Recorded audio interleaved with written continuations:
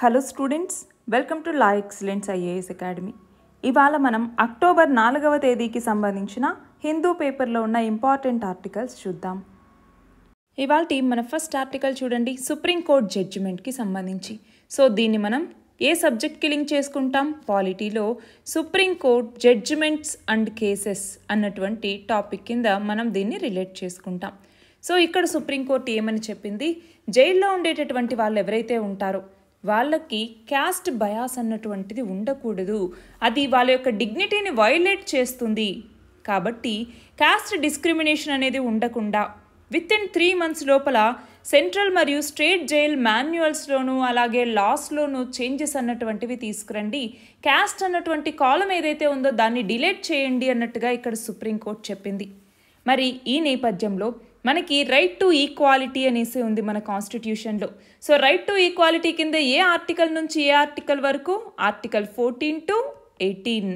అందులో ఆర్టికల్ 15 కింద చూడండి, prohibition of discrimination on grounds of religion, race, caste. So ఈ క్యాస్ట్ బేస్డ్ డిస్క్రిమినేషన్ అనేటటువంటిది ఉండకూడదు, పుట్టినప్పుడు అందరూ ఈక్వల్గానే ఉంటారు అన్నట్టుగా సుప్రీంకోర్టు ఇక్కడ చెప్పింది. ఇది మాత్రమే కాదు, ఆర్టికల్ 17 అబాలిషన్ ఆఫ్ అన్టచబిలిటీ అన్నటువంటిది నేరం. మరి ఈ నేపథ్యంలో మనకున్నటువంటి మోడల్ ప్రిజన్ మాన్యువల్ 2016, అలాగే the model prisons and correctional services act 2023, వీటిలో నెక్స్ట్ రాబోయే 3 monthsలో ఈ క్యాస్ట్ బేస్డ్ డిస్క్రిమినేషన్ని మీరు అడ్రస్ చేయండి, అందులో ఉన్నటువంటి క్యాస్ట్ కాలమ్ని క్యాన్సిల్ చేయండి అన్నట్టుగా చెప్పారనమాట. చూడండి, క్యాస్ట్ కాలమ్స్ ఏవైతే ఉంటాయో అలాగే రెఫరెన్సెస్ ఏవైతే క్యాస్ట్కి సంబంధించి ఉంటాయో వాటన్నింటినీ రిమూవ్ చేయాలి అన్నట్టుగా సుప్రీంకోర్టు చెప్పింది. నెక్స్ట్ ఆర్టికల్ చూడండి, త్రిశూర్ పూరం ఫెస్టివల్కి సంబంధించి. సో దీన్ని మనం దేని కింద చదువుకుంటాము? హిస్టరీలో ఆర్ట్ అండ్ కల్చర్ అన్నటువంటి టాపిక్ కింద చదువుకుంటాం. సో మనకి కేరళలో త్రిశూర్ అన్నటువంటి ప్లేస్ ఉంది. అక్కడ ప్రతి సంవత్సరము కూడా పూరం అన్నటువంటిది జరుగుతుందన్నమాట. సో మనకి ప్రతి సంవత్సరం ఇక్కడ ఫెస్టివల్స్ ఎలా అయితే జరుగుతాయో అలా పూరం అన్నటువంటిది ఫ్లాగ్ హోయిస్టింగ్ సెరిమనీ, దాన్నేమో కొడియట్టం అనేసి పిలుస్తూ ఉంటాం అనమాట. మనకి త్రిశూర్ పూరం స్టార్ట్ అయ్యే 7 days ముందర ఫ్లాగ్ హోయిస్టింగ్ సెరిమనీ చేసి దాని తర్వాత అసలు పండుగ అన్నటువంటిది స్టార్ట్ అవుతుంది. సో ఇది ఎక్కడ జరుగుతుంది అంటే కేరళలో వడక్కున్నాథన్ టెంపుల్ అన్నటువంటిది ఉంది. ఏంటి? వడక్కున్నాథన్ టెంపుల్. సో ఈ వడక్కున్నాథన్ టెంపుల్ బయట ఈ పూరం అన్నటువంటిది జరుగుతుంది. అయితే ఇప్పుడు ఏమైంది కాంట్రవర్సీ? అసలు ఎందుకు కేరళ గవర్నమెంట్ దీని మీద ఇన్వెస్టిగేషన్ని స్టార్ట్ చేసింది అంటే, ఇక్కడ ఏదైతే పూరం ఫెస్టివల్ త్రిశూర్ పూరం అన్నటువంటిది జరుగుతుందో ఆ ఫెస్టివల్లో ఈసారి పోలీస్ ఫోర్సెస్ ఏం చేశారు, చాలా స్ట్రిక్ట్గా ఉండటం, కొంతమందిని మాత్రమే లోపలికి పరిమిత సంఖ్యలో అలో చేయటం, బ్యారికేడ్స్ని ఎక్కువ పెట్టడం, ఇలాంటివన్నీ చేశారు. దాంతో అక్కడ మనకి ఈ టపాకాయలు కాలుస్తూ ఉంటారు కదా, అవి ఈసారి మార్నింగ్ టైమే పేల్చారనమాట. ఎందుకు అంటే పోలీసులు ఇలా చేశారు అన్నటువంటి దానికి రిటాలియేషన్గా. మరి ఈ నేపథ్యంలో అక్కడ ఏమైంది, ఆ ఫెయిల్యూర్ ఎందుకు జరిగింది, ఆ ఫెస్టివల్ని స్మూత్గా కండక్ట్ చేయాల్సినటువంటి బాధ్యత పోలీస్ అధికారుల మీద ఉంది. మరి ఇలా ఎందుకు చేశారు అన్నట్టుగా దీని మీద విచారణ కోసం ఒక స్పెషల్ ఇన్వెస్టిగేషన్ టీమ్ని ఏర్పాటు చేసింది కేరళ ప్రభుత్వం. అంతేకాదు గమనించాలి, ఈ త్రిశూర్ పూరం ఫెస్టివల్ అన్నటువంటిది యునెస్కో యొక్క most spectacular festival event on the ప్లానెట్గా గుర్తింపు అన్నటువంటిది పొందింది. ఎప్పుడు? 2016లో అనమాట. నెక్స్ట్ ఆర్టికల్ చూడండి, లదాఖ్ని రాజ్యాంగంలోని 6వ షెడ్యూల్లో చేర్చాలి అన్నట్టుగా డిమాండ్ చేస్తూ ఢిల్లీ చలో పాదయాత్ర చేస్తున్నటువంటి పర్యావరణ కార్యకర్త అయినటువంటి సోనం వాంగ్చుక్ అలాగే ఇంకొంతమందిని ఢిల్లీ సరిహద్దుల్లో పోలీసులు అదుపులోకి తీసుకున్నారనమాట. దాంతో అక్కడ వాళ్ళంతా నిరాహార దీక్ష అన్నటువంటిది స్టార్ట్ చేయటం, ఇవన్నీ జరుగుతూ ఉన్నటువంటి నేపథ్యంలో మనము దీన్ని దేని కింద చదువుకుంటాము? గవర్నెన్స్ అన్నటువంటి టాపిక్ కింద చదువుకుంటాము. సో ఇక్కడ ఏమవుతుంది, ఒకవేళ ఇప్పుడు లదాఖ్కి ఉన్నటువంటి స్టేటస్ ఏంటండి, మనకి జమ్మూ అండ్ కాశ్మీర్కి రాష్ట్ర హోదా ఉండేది ఎప్పటికీ 2019 ముందు. కానీ 2019 తర్వాత ఏమైంది, 2 యూనియన్ టెరిటరీస్గా మారింది.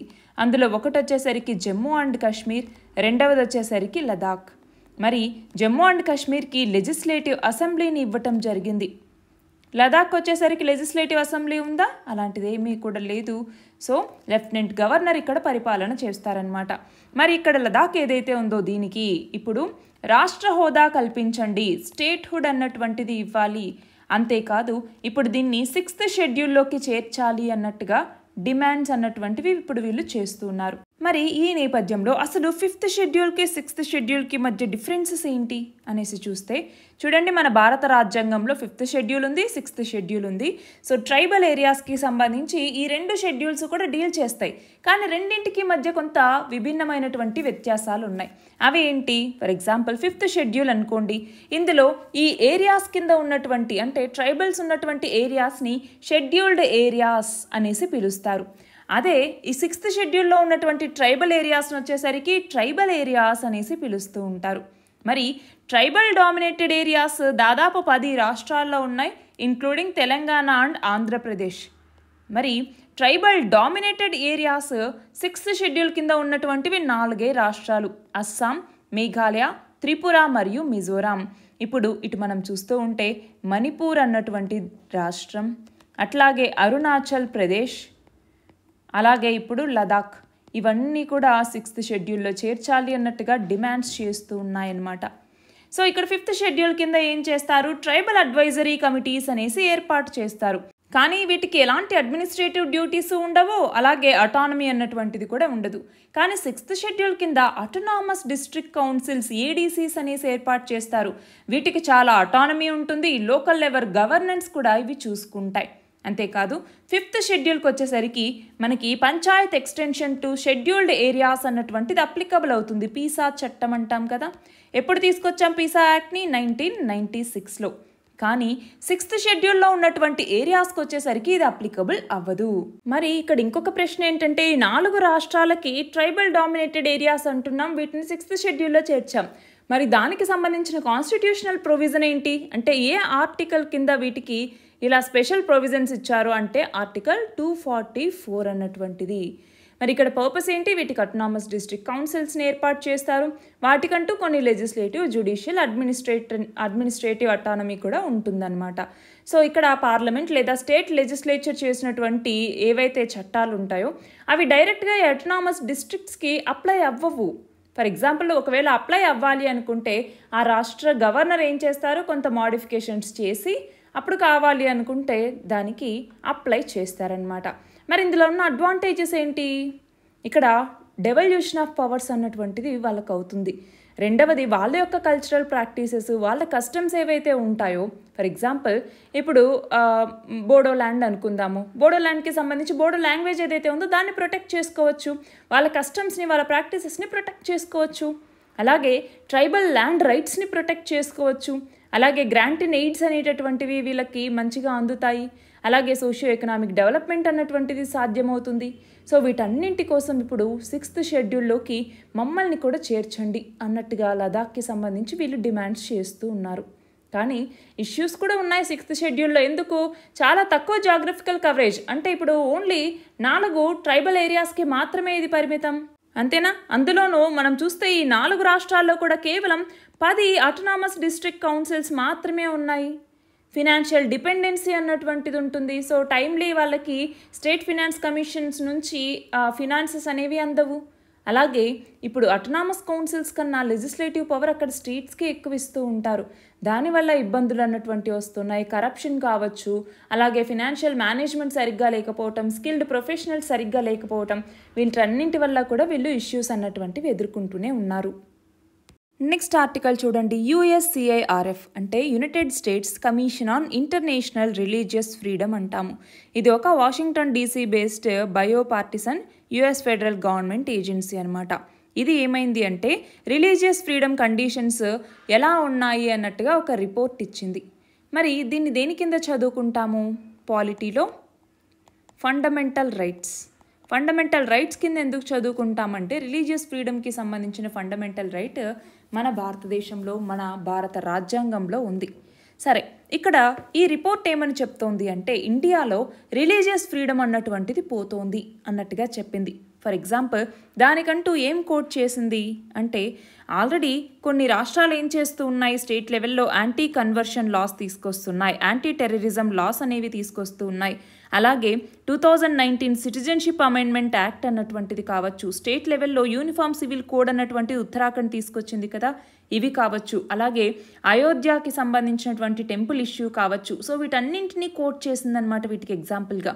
అయితే మన ఎక్స్టర్నల్ అఫైర్స్ మినిస్ట్రీ ఏం చేసింది, దీన్ని కొట్టిపడేసింది. ఇది ఒక మలీషియస్ రిపోర్ట్, కావాలనే ఇస్తూ ఉన్నారు, ఇది ఒక బయాస్డ్ ఆర్గనైజేషన్ అన్నట్టుగా చెప్పింది. మరి ఈ నేపథ్యంలో మనకి మన భారత రాజ్యాంగంలో మన కాన్స్టిట్యూషన్లో పార్ట్ 3 అన్నటువంటిది ఉంది. పార్ట్ 3 అన్నటువంటిది దేన్ని డీల్ చేస్తుంది అంటే ఫండమెంటల్ రైట్స్, ప్రాథమిక హక్కులు అంటాం. ఈ ప్రాథమిక హక్కుల్లో ఫ్రీడమ్ ఆఫ్ రిలీజియన్ అని చెప్పేసి కొన్ని ఆర్టికల్స్ తెలుపుతాయి. అవి ఏంటి, ఆర్టికల్ 25 నుంచి ఆర్టికల్ 28 వరకు. ఆర్టికల్ 25 అన్నటువంటిది ఏం చెప్తుంది, ఫ్రీడమ్ ఆఫ్ కన్సైన్స్, అలాగే వాళ్ళ రిలీజియన్ని ప్రొఫెస్ చేసుకోవటానికి, ప్రాక్టీస్ చేయడానికి, ప్రొపగేట్ చేసుకోవటానికి అనుమతిస్తుంది ఆర్టికల్ 25. అదే ఆర్టికల్ 26 ఏం చెప్తుంది, వాళ్ళ యొక్క రిలీజియస్ అఫైర్స్ని మేనేజ్ చేసుకోవటం గురించి ఫ్రీడమ్ అన్నటువంటిది ఇస్తుంది. అలాగే ఆర్టికల్ 27 అన్నటువంటిది ఏం చేస్తుంది, వాళ్ళ పర్టికులర్ రిలీజియన్కి సంబంధించి ఏమైనా ప్రమోషన్కి సంబంధించి పేమెంట్ ఆఫ్ ట్యాక్సెస్ ఉంటాయా, వాటి నుంచి ఫ్రీడమ్ని కల్పిస్తుంది. అలాగే ఆర్టికల్ 28 వచ్చేసరికి సర్టన్ ఎడ్యుకేషనల్ ఇన్స్టిట్యూషన్స్లో రిలీజియస్ వర్షిప్ గురించి, అలాగే ఆ రిలీజియస్ ఇన్స్ట్రక్షన్స్ని ఇవ్వటానికి కావాల్సినటువంటి ఫ్రీడమ్ని కల్పిస్తుందన్నమాట. మరి ఈ నేపథ్యంలో మనకి సెక్యులర్ అన్నటువంటి పదం మన భారత రాజ్యాంగంలో ఎన్నవ కాన్స్టిట్యూషనల్ అమెండ్మెంట్ యాక్ట్ ద్వారా మన ప్రియాంబుల్ లేదా పీఠికలో చేర్చబడింది అన్నటువంటిది మీరు కమెంట్ సెక్షన్లో చెప్పండి. మన నెక్స్ట్ ఆర్టికల్ చూడండి, స్టబుల్ బర్నింగ్ వల్ల ఎయిర్ పొల్యూషన్ అన్నటువంటిది వస్తోంది అన్నట్టుగా పంజాబ్ హర్యానాలో ఒక కమిషన్ని ఏర్పాటు చేశారు. అదే commission for air quality management అన్నటువంటిది. దీని గురించి మనం దేంట్లో చదువుకుంటాం, జిఎస్ పేపర్ 2లో సోషల్ జస్టిస్ అన్నటువంటి టాపిక్ కింద చదువుకుంటాము. సో ఇక్కడ ఏమైంది, ఇక సుప్రీంకోర్టు అన్నటువంటిది స్టబుల్ బర్నింగ్కి సంబంధించినటువంటి ఆ ఇన్సిడెంట్స్ ఏవైతే ఉంటాయో వాటిని స్టాప్ చేయటంలో ఈ యొక్క ప్యానెల్ అన్నటువంటిది, యొక్క కమిషన్ అన్నటువంటిది ఫెయిల్ అవుతోంది అన్నట్టుగా చెప్పిందనమాట. మరి ఈ నేపథ్యంలో మనకి ఈ యొక్క commission for air quality management ఇదేంటి అన్నటువంటి తెలియాలి. ఇది ఒక స్టాట్యుటరీ బాడీ అంటే ఏంటి, ఒక చట్టం ద్వారా తీసుకొచ్చినట్టు. మరి ఏ చట్టం ద్వారా తీసుకొచ్చారు అంటే commission for air quality management in national capital region and adjoining areas act. Adjoining అంటే చుట్టుపక్కల ఏరియాస్కి సంబంధించినటువంటి చట్టం. ఇది ఏ సంవత్సరంలో తీసుకొచ్చారు, 2021లో. దీంట్లో ఏంటి అంటే మనకి ఈ యొక్క ఎయిర్ క్వాలిటీ ఇండెక్స్కి సంబంధించి ప్రాబ్లమ్స్ ఏమైతే ఉన్నాయో వాటిని ఐడెంటిఫై చేసి వాటి మీద రీసెర్చ్ చేసి బెటర్ కోఆర్డినేషన్ చేసుకుంటూ వాటిని రిజాల్వ్ చేయాలి అన్నట్టుగా. మరి ఇక్కడ కమిషన్ ఏం చేస్తుంది అంటే వేరియస్ ఎయిర్ క్వాలిటీ ఇండెక్సెస్ ఏవైతే ఉంటాయో చుట్టుపక్కల ప్రాంతాల్లో, అంటే ఢిల్లీ కావచ్చు, చుట్టూ ఉన్నటువంటి పంజాబ్, హర్యానా, రాజస్థాన్, యూపీ ఇలాంటి చోట్ల ఆ ఎయిర్ క్వాలిటీ ఎలా ఉంది అన్నట్టుగా మానిటర్ చేసుకుంటూ యాక్షన్స్ తీసుకుంటూ ఉండాలి. సో దానికి సంబంధించి కొన్ని పవర్స్ కూడా ఈ బాడీకి ఇచ్చారనమాట. ఎలాంటి పవర్స్, ఫర్ ఎగ్జాంపుల్ ఎయిర్ క్వాలిటీని ఇన్ఫ్లుయెన్స్ చేసేటటువంటి యాక్టివిటీస్ ఏవైతే ఉంటాయో ఆ యాక్టివిటీస్ని రెస్ట్రిక్ట్ చేయొచ్చు. రెండవది ఈ ఎన్వైరన్మెంటల్ పొల్యూషన్కి సంబంధించి ఏవైతే రిలేటెడ్ ఉంటాయో వాటి మీద ఇన్వెస్టిగేట్ చేయొచ్చు. అలాగే రీసెర్చ్ అన్నటువంటిది చేయటానికి వీలన్నటువంటిది ఇవ్వటం జరిగింది. ఇది మాత్రమే కాదు, ఇన్స్పెక్షన్స్ చేయటం, వాటికి సంబంధించినటువంటి డైరెక్షన్స్ని ప్రొవైడ్ చేస్తూ ఉండటం, రెగ్యులేషన్స్ అన్నటువంటివి తీసుకొస్తూ ఉండటం, ఇలాంటివన్నీ చేయొచ్చు. మరి ఈ యొక్క కమిషన్ ఏదైతే ఉందో ఇది ఎవరికి అకౌంటబుల్, సో ఎవరికి సమాధానం చెప్పాల్సి వస్తుంది అంటే డైరెక్ట్గా పార్లమెంట్కే ఇది అకౌంటబుల్. సో పార్లమెంట్కే ఇది సమాధానం చెప్పుకోవాల్సి ఉంటుంది. ఇందులో ఒక చైర్పర్సన్ ఉంటారనమాట. ఇది కాకుండా 5 మంది ఎక్స్ అఫీషియో మెంబర్స్ ఉంటారనమాట. అలాగే 3 ఫుల్ టైం టెక్నికల్ మెంబర్స్, ఇంకొక 3 నాన్ గవర్నమెంటల్ ఆర్గనైజేషన్స్ నుంచి ఉండేటటువంటి వాళ్ళు. సో వీళ్ళందరి కంపోజిషన్ కూడా ఇందులో ఉంటుంది. అయితే మనం చూస్తూనే ఉన్నాం స్టబుల్ బర్నింగ్ వల్ల మనకి ఎన్ని నష్టాలు అన్నటువంటివి జరుగుతూ ఉన్నాయి, పొల్యూషన్ అన్నటువంటిది ఎంత ఎక్కువ అవుతోంది, ఎయిర్ క్వాలిటీ ఎంత దిగజారిపోతోంది అన్నటువంటిది మనం ప్రతి సంవత్సరం న్యూస్లో చూస్తూనే ఉన్నాం కదా. సో ఈ స్టబుల్ బర్నింగ్ని తగ్గించాల్సినటువంటి అవసరం ఎంతైనా ఉంది. సో దీనికోసం ఆల్టర్నేటివ్స్ అన్నటువంటివి తీసుకురావాలి. సో దానికి సంబంధించినటువంటిదే ఈ ఆర్టికల్. మన నెక్స్ట్ ఆర్టికల్ చూడండి. గవర్నమెంట్ ఏం చేసిందంటే అగ్రికల్చర్ సెక్టార్కి సంబంధించి ఇనిషియేటివ్స్ ఉంటాయా, సో వాటన్నింటినీ కూడా ఇప్పుడు 2 స్కీమ్స్ కిందికి తీసుకొచ్చింది. ఎందుకు అని అడిగితే ఫ్లెక్సిబిలిటీ కోసం అని చెప్తోందనమాట. సో దీన్ని మనం దేని కింద చదువుకుంటాం? ఎకానమీలో అగ్రికల్చర్ అన్నటువంటి టాపిక్ కింద మనం దీన్ని లింక్ చేసుకుంటాం.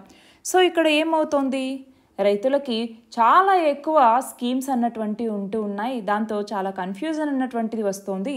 సో ఇప్పుడు సస్టైనబుల్ అగ్రికల్చర్ని ప్రమోట్ చేయడానికి, ఫుడ్ సెక్యూరిటీని ప్రొవైడ్ చేయడానికి, అలాగే అగ్రికల్చర్లో సెల్ఫ్ సఫిషియన్సీని తీసుకురావడానికి ఇప్పుడున్నటువంటి మొత్తం స్కీమ్స్ని మర్జ్ చేసి ఇప్పటి నుంచి 2 స్కీమ్సే అమల్లో ఉండేలాగా చేస్తున్నామన్నారు. ఏంటి ఆ 2 స్కీమ్స్? అందులో ఒకటి వచ్చేసరికి ప్రధానమంత్రి రాష్ట్రీయ కృషి వికాస్ యోజన అన్నటువంటిది. కృషి వికాస్ యోజన అన్నటువంటిది ఒక స్కీము. రెండవది వచ్చేసరికి కృషోన్నతి యోజన అన్నటువంటి 2 స్కీమ్స్ కిందికి ఈ మొత్తం అగ్రికల్చరల్ సెక్టార్లో ఉన్నటువంటి స్కీమ్స్ అన్నింటినీ తీసుకురాబోతున్నారు. దీనికోసం 1,0321.61 కోట్ల రూపాయలని కేటాయించారనమాట. సో అయితే ఇప్పుడు మనం గమనిస్తే ఇప్పుడు మొత్తం ఇక్కడ క్యాబినెట్ ప్రకారం మనం చూస్తే ఇందాక మనం అనుకున్నామా ఏమని, సస్టైనబుల్ అగ్రికల్చర్ని ప్రమోట్ చేయాలన్నట్టుగా, ఫుడ్ సెక్యూరిటీని అడ్రస్ చేయాలన్నట్టుగా, అలాగే అగ్రికల్చర్లో సెల్ఫ్ సఫిషియన్సీని తీసుకురావాలి, అలాగే డూప్లికేషన్ ఏదైతే ఉంటుందో దీన్ని అవాయిడ్ చేయాలి, స్టేట్స్కి మరింత ఫ్లెక్సిబిలిటీని తీసుకురావాలి. అంతేకాదు ఇప్పుడు ఏవైతే అగ్రికల్చర్లో మనకి ఎమర్జింగ్ ఛాలెంజెస్ అన్నటువంటివి ఉన్నాయో, ఎలాంటి ఛాలెంజెస్? ఫర్ ఎగ్జాంపుల్ మనకి ఇప్పుడు ఏమవుతుంది, న్యూట్రిషనల్ సెక్యూరిటీ అన్నటువంటిది ఉండట్లేదు. సో ఆ న్యూట్రిషనల్ సెక్యూరిటీని మనం కలిగి ఉండాలి అని ప్రయత్నిస్తూ ఉన్నాం. అంతేకాదు సరైనటువంటి సస్టైనబిలిటీ అన్నటువంటిది మన అగ్రికల్చర్లో ఎన్ష్యూర్ చేయటం. అంతేకాదు ఇప్పుడు క్లైమేట్ చేంజ్ అన్నటువంటిది వస్తుంది కాబట్టి ఆ క్లైమేట్ రెసిలియన్స్ అన్నటువంటిది క్రాప్స్లో ఉండాలి. అంతేనా? అంతేకాకుండా మనకి ఇప్పుడు వాల్యూ చైన్ ఏదైతే సప్లై చైన్ ఉంటుందో అందులో మనకి ఆ వాల్యూ చైన్ అన్నటువంటిది డెవలప్ చేసుకోవటం కావచ్చు, అట్లానే ప్రైవేట్ సెక్టార్ని మరింతగా ఇంక్లూడ్ చేయటం, సో ప్రైవేట్ సెక్టార్ పార్టిసిపేషన్ని ఎన్ష్యూర్ చేయటం కావచ్చు. వీటన్నింటి కోసం ఈ 2 స్కీమ్స్ని తీసుకొచ్చారనమాట. సో దీని కింద మనం గమనిస్తే ఇప్పుడు ఫర్ ఎగ్జాంపుల్ ఈ మిషన్ ఫర్ ఎడిబుల్ ఆయిల్ అన్నటువంటిది మనకి ఉంది. సో దాన్ని కూడా ఇప్పుడు గవర్నమెంట్ అన్నటువంటిది అప్రూవ్ చేసింది. అయితే ఇప్పుడు మనం గమనించాలి, ఈ ఎనర్జీ హబ్లోకి మన భారతదేశం కూడా జాయిన్ అవ్వాలి, ఎనర్జీ ఎఫిషియన్సీ హబ్గా మారాలి అన్నటువంటి లక్ష్యంతో సస్టైనబుల్ డెవలప్మెంట్ని తీసుకొస్తూ గ్రీన్ హౌస్ గ్యాస్ ఎమిషన్స్ని తగ్గించాలి అన్నట్టుగా దీన్ని తీసుకొచ్చారనమాట. అలాగే ఈ స్కీమ్స్కి సంబంధించి చూడండి, ప్రధానమంత్రి రాష్ట్రీయ కృషి వికాస్ యోజన అన్నటువంటిది ఒకటి, మిగతా చాలా స్కీమ్స్ని కృషోన్నతి యోజనలో కలిపారు. ఎన్ని స్కీమ్స్ని అంటే ఇదిగో ఇక్కడ ఉన్నటువంటి 7 స్కీమ్స్ని కృషోన్నతి యోజన కిందకి తీసుకొచ్చారు. ఫుడ్ సెక్యూరిటీ మిషన్ కావచ్చు, oil seeds and oil palm కావచ్చు, హార్టికల్చర్ డెవలప్మెంట్ కావచ్చు, సస్టైనబుల్ అగ్రికల్చర్, అలాగే అగ్రికల్చరల్ మెకనైజేషన్, అలాగే టెక్నాలజీ మరియు అగ్రికల్చరల్ ఎక్స్టెన్షన్, అలాగే organic value chain development. So వీటన్నింటి ఆబ్జెక్టివ్స్ కూడా ఇప్పుడు ఈ స్కీమ్ యొక్క ఆబ్జెక్టివ్స్ అవుతాయి. అంతేనా? మరి ఇందులోకి వచ్చేసరికి మొత్తం ఏదైతే ఖర్చు అన్నటువంటిది అవుతుందో అందులో కొంత భాగం కేంద్ర ప్రభుత్వం పెట్టుకుంటే మిగతా భాగం వచ్చేసరికి రాష్ట్ర ప్రభుత్వాలు పెట్టుకోవాల్సి వస్తుందన్నమాట. మన నెక్స్ట్ ఆర్టికల్ చూడండి, చాగోస్ ఆర్కిపెలాగోని యూకే అన్నటువంటిది మారిషస్కి రిటర్న్ చేయబోతోంది. మరి దీన్ని ఇంటర్నేషనల్ రిలేషన్స్కి సంబంధించి చదువుకుంటాం. యూకే మరియు మారిషస్ ఇవి 2 కూడా అగ్రిమెంట్ అన్నటువంటివి చేసుకున్నాయన్నమాట. సో మారిషియన్ సావర్నిటీ కలిగి ఉన్నటువంటి చాగోస్ ఆర్కిపెలాగో ఏదైతే ఉందో చూడండి, చాగోస్ ఐలాండ్ అన్నటువంటిది ఇక్కడ ఉందన్నమాట. సో ఇది మారిషస్కి సంబంధించినటువంటివి. దాన్ని ఇప్పుడు యూకే అన్నటువంటిది మారిషస్కి అప్పగించబోతోంది. ఇది ఎప్పటి నుంచో ఉన్నటువంటి డిస్ప్యూట్ అన్నమాట. సో మనం చూస్తే చాగోస్ ఆర్కిపెలాగోని బ్రిటన్ 1814వ సంవత్సరంలో తీసుకుంది. మారిషస్కి ఏమో 1968లో ఇండిపెండెన్స్ అన్నటువంటిది వచ్చిందనమాట. కానీ దాని తర్వాత కూడా ఇవ్వండి మాది మాకు అన్నప్పుడు ఒప్పుకోలేదు ఈ యొక్క బ్రిటన్ అన్నటువంటిది. మరి దాని తర్వాత 1966వ సంవత్సరంలో బ్రిటన్ ఏం చేసింది, అక్కడ లార్జెస్ట్ ఐలాండ్ అయినటువంటి దీగో గార్షియా అన్నటువంటి ఐలాండ్ ఉంది. దీనిని యుఎస్కి మీరు మిలిటరీ బేస్ ఏర్పాటు చేసుకోండి అన్నట్టుగా చెప్పిందనమాట. అంతేకాదు ఈ చాగో ఐలాండ్కి సంబంధించినటువంటి పీపుల్ చాగోసియన్స్ అంటారనమాట. వాళ్ళు చాలా లీగల్ బ్యాటిల్స్కి వెళ్ళారు. అంతేకాదు 1968 నుంచి కూడా వీళ్ళు ఇండిపెండెన్స్ వచ్చిన తర్వాత మారిషస్కి అప్పటి నుంచి కూడా మా భూభాగం మాకు ఇవ్వాలి అన్నట్టుగా అప్పటి నుంచి డిమాండ్ చేస్తూనే ఉన్నారు. మరి ఇక్కడ గమనించాలి, ఈ చాగోస్ ఆర్కిపెలాగో అన్నటువంటిది మన ఇండియా యొక్క సదర్న్ టిప్కి దాదాపు ఒక 1600 కిలోమీటర్ల దూరంలో ఉంటుందన్నమాట. ఇందులో అటాల్స్ అన్నటువంటివి ఉంటాయి. మనకు అటాల్స్ అంటే తెలుసు కదా, ఈ పగడపు దిబ్బలు ఏవైతే ఉంటాయో కోరల్ రీఫ్స్, వీటి యొక్క స్ట్రక్చర్స్లో అటాల్స్ అన్నటువంటివి కూడా ఒకటి. అయితే ఇక్కడ అలా ఇందాక చెప్పుకున్నటువంటి దీగో గార్షియా కావచ్చు, పెరోస్ బానోస్ కావచ్చు, డేంజర్ ఐలాండ్ అన్నటువంటివి, ఇవన్నీ అక్కడ ఉన్నటువంటి ముఖ్యమైన ఐలాండ్స్. అక్కడ మనం చూస్తే ట్రాపికల్ మెరైన్ క్లైమేట్ అన్నటువంటిది ఉంటుంది. సో ఇప్పుడు మనకి ఇక్కడ ఇష్యూ అన్నటువంటిది కనుక చూస్తే ఐసీజేకి కూడా ఈ కేసు అన్నటువంటిది వెళ్ళిందనమాట. ఇంటర్నేషనల్ కోర్ట్ ఆఫ్ జస్టిస్కి కూడా ఈ కేసు అన్నటువంటిది వెళ్ళింది.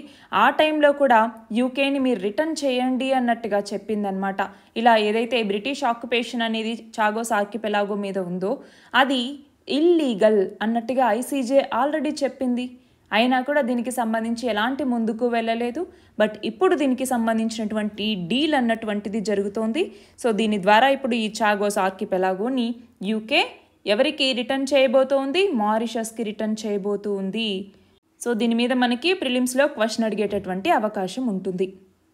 సో ఇవి ఇవాల్టి మన important articles. All the very best and thank you very much.